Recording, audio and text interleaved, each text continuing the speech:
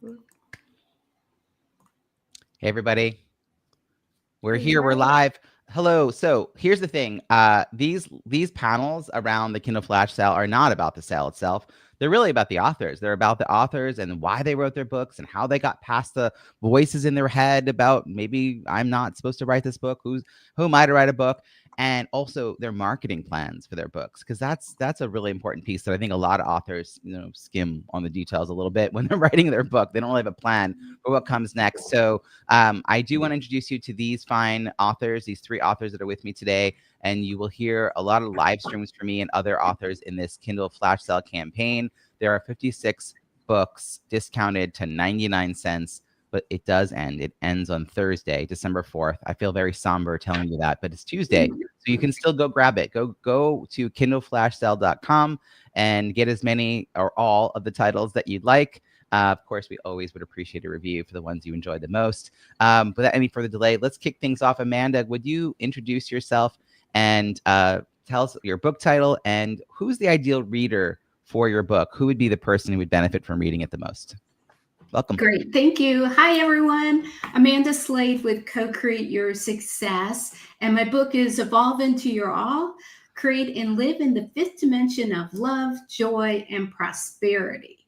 Now, this book is not only for seekers such as, spiritual, energy healing, transformation, but also for those that want to go to the next level in life, in relationships, and in business. Each of us came here for a reason to do something that we came here that only we can do. And this book helps them connect at that soul level so that they can follow that soul line path and plan that they came in with. I love it. I feel like the right people are called to a book like this. So I love that you're sharing a little more of the context. Diana, why don't you share with us a little bit about your book title and who your readers are? Okay. Hi, everyone. My book is Whole Heart Social Media Success Formula: What to Say, Where to Play, and How to Win. Intentional Social Media for Purpose-Driven Entrepreneurs. And my book is for people who are struggling with social media and they don't understand it. They don't see the value in it. They don't get it. They feel like somehow they didn't get the rule book and everybody else knows what to do and they don't know what to do. And this book, it both includes my own journey of embracing social media, because I really did not in the beginning embrace it. And I have my story. You'll read my story about Really God, Facebook, 3 times. And just my journey into really understanding and seeing that social media is a powerful force for positive change in the world. And that's what this book is about, is how to reach your bigger audience with your really important message. In particular, if you're reluctant to do so, which so many people do, like hide themselves, and therefore their message has a limited reach. So I love that you crafted this book for them. And Tissa, please introduce yourself and your book. Hello, I'm Tissa Richards. This is my book, Rethinking Resilience. This is a book that basically says, what if everything you've been told about resilience is wrong and you're tired of being told to bounce back and thinking about it in a survival mode or crisis mode? So this is for leaders and teams and individuals in your life. So your life and your leadership, where we need to look forward and not backwards. So it's really for leading and living through disruption and uncertainty and also opportunity. So I like to think of it as being ready and steady. And so the target audience is anyone that is essentially, I think, alive and handling life today. I know it's really hard when I tell authors, be really clear and specific about who your ideal reader is. But there are some books that, while I'm sure you have a more nuanced answer to the ideal reader, it really is. These books are all 3 of these have a relevancy in this moment. And so I'm thrilled to have you here, because I always find some overlap and connection between the authors in these panels. Diana, we were talking a moment ago about social media marketing and messaging. And so Kindle Flash Sale to me is a marketing campaign. And I know when authors first sign up, they don't always know that that's what they're signing up for. You've been through this. You came in with a bit of maybe of a better understanding of what that might mean. tell me what led you to sign up before. What was your experience, and why are you back? Like, how does the Kindle Flash Sale fit in with your marketing plan for your book? Sure. I think this is maybe my fourth one, something like that. For me, one of the things that I find really sad is that a lot of people don't really understand the process of keeping going with keeping their book alive and out there. And, they get their Amazon bestseller status and they're like, okay, and then they're done.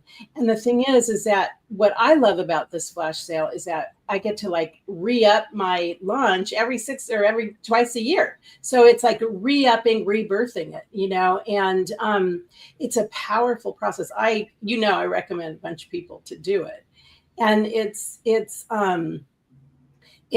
a way to keep our book alive. It's a way to incorporate it into all of our marketing. And, it's a powerful strategy.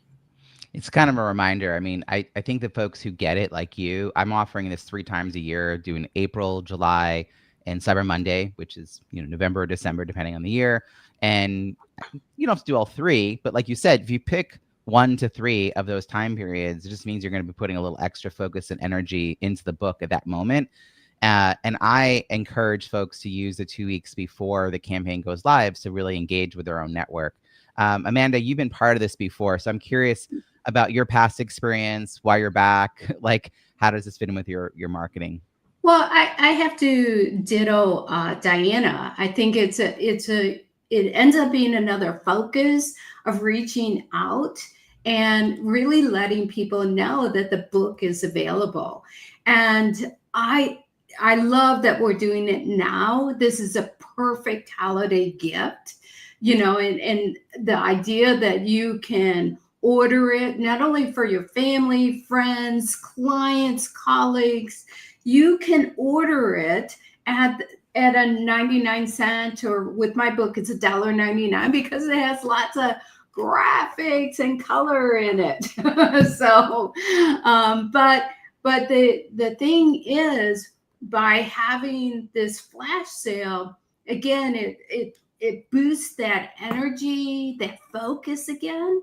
And I love the timing that you're doing it, because I think, 3 times a year is actually perfect, because doing it in the springtime, doing it in the summer, each has its own way of messaging out there and really allowing people to go, oh yeah, I wanted to get that book, but I didn't. Okay, I'll get it now. You mentioned, Amanda, the gifting, and I think this is a little known secret. There's a gift button on any book page, and it actually, like, you just scroll right below where you would have hit the button to buy yourself, and it's right below it, and it makes it pretty clear. There's 2 options. You can put an email address in, and Amazon will send a link, but then you probably have to tell that person to go look for it, because it may end up in their, like, promotions tab. And another option, if you don't want to send it right away, is you can actually get links that you collect in a spreadsheet format, and then you can copy those one by one into an email that you send whatever timing you want. I think that at the end of I think it's 90 days, if someone doesn't redeem the link, it goes back into your account. Like, you get the credit back, which is really incredible, because I've used this with clients where they didn't have a budget for paperback, and we were doing a Zoom event anyway, and they decided, well, why don't we just give everyone that? And so I lowered the book to 99 cents. I bought the 50 links. I gave them a spreadsheet. They sent them all out. I sent a reminder a month later. These people haven't collected it yet. And at some point, some money showed up back in my account for the people who didn't take action. So they feel like they got value. I know the audience who wanted it got the book, but I didn't have to sit there like shipping everything. So Tissa, you and I have been working together very collaboratively this year on your book. Yeah. And we'll get to your reviews in a little bit, because I'm really proud, because I hadn't seen how well you had done recently. And I'm like looking at your numbers now, and I'm like, oh, we're going to talk about that. But the timing of this is really interesting for you because of the timing of when your book came out. So share a little bit about how you thought about fitting this in with everything else you've been doing with your book. Yeah. And before I do that, I just want to say, actually, you got my wheels turning knowing that we do this 3 times a year. I should have put my first book on this, and I'm going to do it next time because, as both as both Amanda and Diana said, I think it's a way to breathe life back into, an older book. So, Robbie, we're putting the first book on the next one. Brilliant. Yeah, my book came out, I think it was the first or second week in October, and it's a nice way to kind of keep it moving, keep it kind of just keep the energy up around it. And so it was when you mentioned, hey, we're doing this flash sale around Cyber Monday, I thought this is perfect. It's a great way to just kind of keep it, just keep the momentum around it. And so it was a natural extension of, when you first release it, you get it out at 99 cents. And I thought, I'll just extend that and not put it up at its retail price until after this is over. So it was just part of that strategy that we created. A few people have purposely launched their book in time with one of these Kindle Flash sales. And they didn't have as much of a plan as you and I did for your book. But knowing that their book was basically being published a month before the campaign, and I was like, but you don't want your book to have no reviews. So what are you going to do between now and the campaign to get, 20 reviews? Can you work on that? And I'm coaching them on like, here's the steps you can do to do that. But then that push out to everyone else's network could really help spark some life in that new book. For you, what I think is really interesting is you were very diligent about following up with people on your launch team, but this is a way to follow up without asking, because you're offering them access to 55 other books besides the one that they may or may not have gotten from you. But it's still like a little like hint, hint. Do you remember that? Do you remember that book? Remember my book? So for those who didn't actually follow through yet, it's a little like, hey, by the way, without actually like having to remind them. I actually didn't. I was thinking like, do I want to like, I have all these lists of people who haven't done anything yet. And I'm thinking like, okay, maybe sometime this week I'll send a little nudge. And I think I'm going to keep my prices. Like I tell everyone, keep them down for a little longer, but I might keep mine a little extra long so that they then have a little more time to do that. Awesome. So Tissa, I feel like I now have, I've told people about your reviews. So let's talk about your reviews. I want to talk about this. So, your reviews, you have 135 global ratings and 133 of those people wrote a review. So the global ratings are the 1 through 5 stars, and people don't have to buy a book and they don't have to write anything to leave 1 through 5 stars. But to get people to actually write a review is not an easy task. Why was that important to you? That's maybe my first question, because it's not important to everyone. Why was that important to you to get reviews, and what was the process you went about to do that? Yeah, I want to give you a lot of credit for this, because I when we met, gosh, it was back in the summer, I think, I think we really talked about the credibility that reviews give you. It's with the first book, I released it and then I just left it out in the world and thought people will find it. And they have over the years. But I think, one of the things you said really stuck, which is that the more reviews you have, obviously, the more it factors into the algorithm on Amazon. But just the other parts of my business, the speaking, the coaching, the workshops, the courses. When people go to look at your books, there's so much social proof there and credibility building. And so some of the really ephemeral pieces that feel good for your ego. Yeah, it's number 1 in this category. It's number 1 new release, but they're so short-lived, but those reviews will be there forever. And, if I'm going to go do a keynote and someone's looking at 2 speakers, or they're going to buy a bunch of books for an event, and this book versus that book, it has this many reviews, I think there's a perpetuity of credibility there. And so it felt important, this timing, this topic, how relevant it is. And if it stands alone like this, it felt, you really helped me understand the importance of that. And so it made sense to sort of invest the time, the resources, and the pulling on my network to help me activate that and that launch team. So that's what we did as part of the book launch. Yeah, it's really, it's about having a purpose around it. Amanda, what would you like to add? I just want to shout out on that. With your book, this is what people need right now to go through what's going on in the world. They have to have this resilience. So when you talked about who it's for, it is for everybody, because when we're getting pounded the way that we are with news media, all the different things that are going on, we have to have a resilience to get through it. And this is why, too, I'm super excited about Evolve Into Your All, because it also gives tools and ways to get through this, but also to raise your vibrations, your frequency, your consciousness, so that you don't get caught up in all the muck that's happening and all the tug and pull and all of that. And really you live your own life, So I really, it is interesting, Robbie, how you put us together, or how it all turns out. Because Diana's actually been in a lot of my programs. She's part of a lot of my programs, and as well as I utilize her in the social media strategies. So, so it's interesting how we weave together. I love how the universe works. Amanda, you also had collaborated with a couple of other, and as did Diana, a couple of other compilation books before deciding to write your own. Was that helpful in getting your mind around the idea of writing your own? It was super helpful, not only getting my mind around it, but also I watched how my story evolved. Like what I wrote about, a few years ago, who I am, who the Diamond Co-Creative System is, which is what's in this book, how I talked about it, how I shared my story, and Evolve Into Your All. I let it all hang out here. I started here. I came from 20 years of corporate background, and I was a VP of sales and marketing.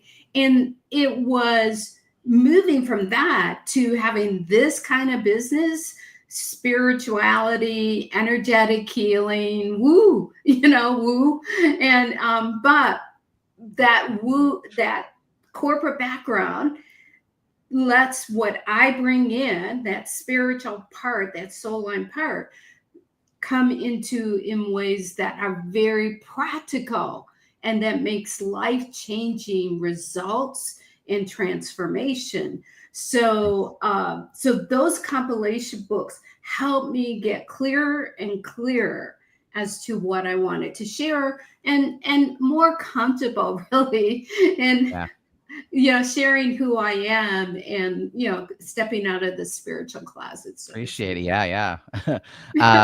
Thank you for that. And Diana, you similarly have whole heart in your name of your company, right? So I think there's this overlap of the energy of who you're trying to attract. Could you share your experience? Because compilation books have, I think, a double-edged sort of approach. Like they could be very predatory, where they promise you the moon and the stars, and you give your $3,000, and then you get a little thing saying you're an international best-selling author because you hit #1 in Canada and #1 in the US in one category each, and you're like, woo, yeah, I did this thing, a different kind of woo, but nothing happens, like nothing else.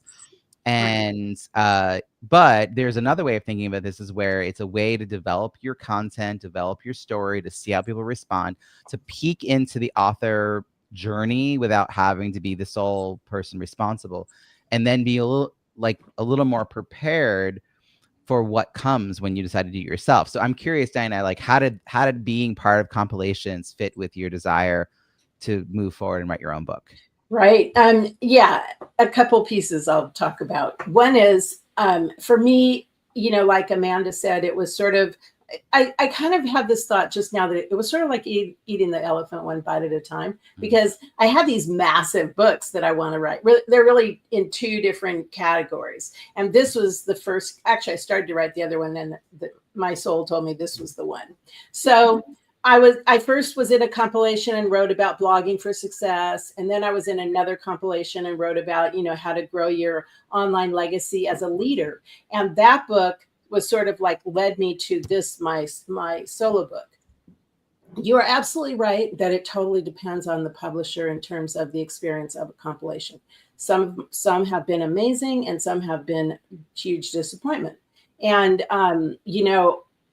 now I'm in another one because I'm planning to write my next book. And so again, it's a great tool to be in a compilation, just to sort of like, get yourself, like, pull out that one piece, focus on that, and then it sort of leads you into the next piece. And that group is amazing because, the community and the support are amazing in that group. And there's a Facebook group with 8,000 women, and it's really powerful. But what I want to say is that, honestly, one of my experiences with being in one of these compilations was the thing that led me to create a whole program that I teach on what to do with your book after you get your Amazon bestseller status, because they just drop you flat, like, okay, bye-bye. And there's no after nothing. And so, I think it's really sad, because especially, like, I really encourage people, if you're going to write a book that is evergreen, which means it's not time sensitive. It's not going to become obsolete. And that's what I love, again, about this Kindle Flash Sale, is that my book is evergreen. It's fundamental principles for people to really understand social media. And the things that I have put in my book are never going to change. They're not, I even address in there, like, maybe Facebook won't be around, but the concepts that I'm teaching are always going to apply to the internet. So it's a powerful tool, and it's the compilations are great, but one more thing I just want to say is that there is nothing like the experience of a solo book. That's how I want to end. I bet that's true. Experience. Yeah, I had one compilation book work with me around their launch in order to get reviews, because there were 7 authors. One of them was the coordinator of the compilation, and she convinced herself and 4 other authors to give her 7. They were required to get 7 reviews each, was the goal. 49 was the total. So they had to send her, I think it was like 15 names each. Like, that was the minimum bar. And 2 of them didn't want to do that. They didn't want to give over their names. So they were going to do their own outreach. And she's like, I'll give you all the same material that we're using.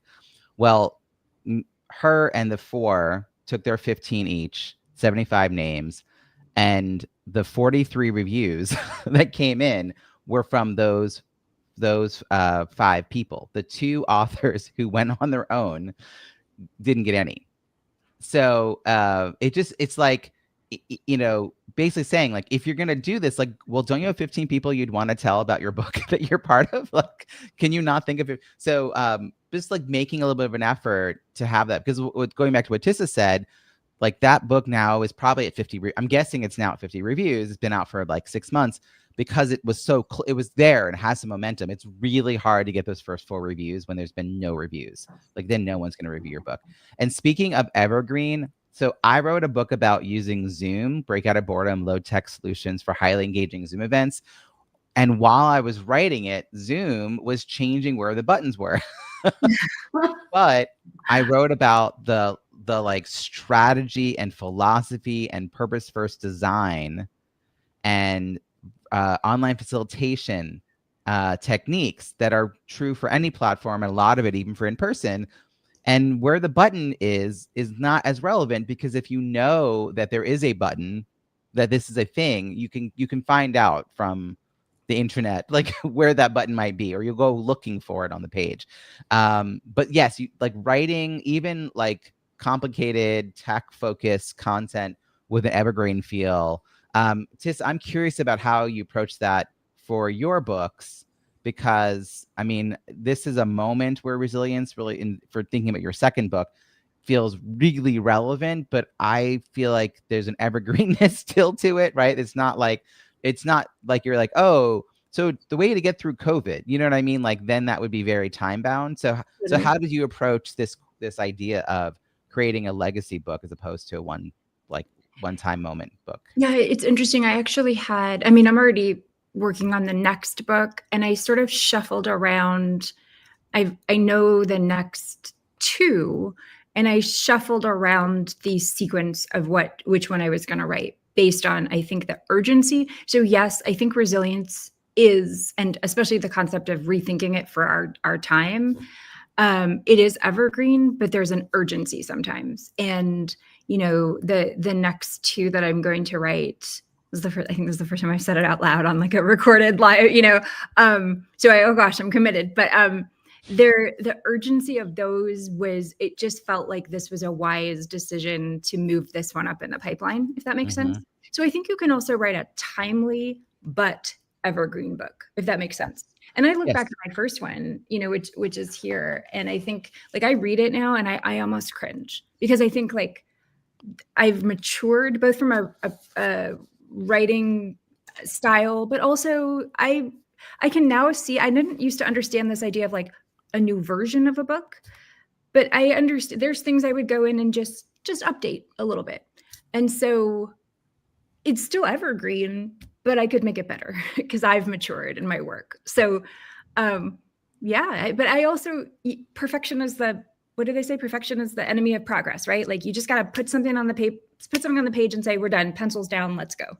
So, you know, this piece about doing another version, I think is really interesting. I'm now working, I worked with an author a little while ago, Lois Kramer, on the second edition of her book, Book More Business, Make More Money Speaking. I work with other authors in the second edition of their books as well. And I think what's really interesting is it's like you have to have, the math is like you have to have at least 10% different, like, I mean, minimum. But I think when you have 30% more, like you're gonna write another version. You know what I mean? Like if it's just a few minor things, you're like, that's the moment in time, that was who I was. I mean, Bob Berg has published, I don't even know, like 80 books, or I'm probably underestimating the number of books he has. I'm sure he doesn't like think exactly about each one the same, right? So this is what happens. Like if you're really prolific and you produce lots and lots of content, you evolve over time, and then you decide whether to move that book forward with you by adjusting it. But if it's like not even 10% adjustments, then no. But if there's a lot, like for Lois Kramer, she hadn't addressed Zoom virtual stuff wasn't in there, AI wasn't in there, and like it was really relevant to the speaking business that she addressed those two things and like one other thing, maybe like affiliates or something. But that was enough for her to make the decision to redo it, because it's not like an easy task either to revamp a book. Like it's a lot to go through. So yeah, I think it's like don't get stuck and not hit publish. Don't like be like, oh, never mind, I may not believe this in 10 years. Like go and put it out into the world. Well, I love that you all did put your content out into the world in whatever form or fashion you did. I love that you're part of this Kindle Flash Sale, and I want to encourage anyone who's listening in, they can check it all out at kindleflashsale.com. We have 56 books across 4 different categories. They're all 99 cents. Some are $1.99 because their Kindle file sizes are a little bit bigger because of all the beautiful graphics they have in them. But they're at the best discount you'll ever see them. This is the lowest price you'll ever see them at, and it's going to go away December 4th. So go check it out. Go to kindleflashsale.com. Panelists, thank you so much for joining us for this conversation. I've really enjoyed it. Thank you, Robbie. Take care.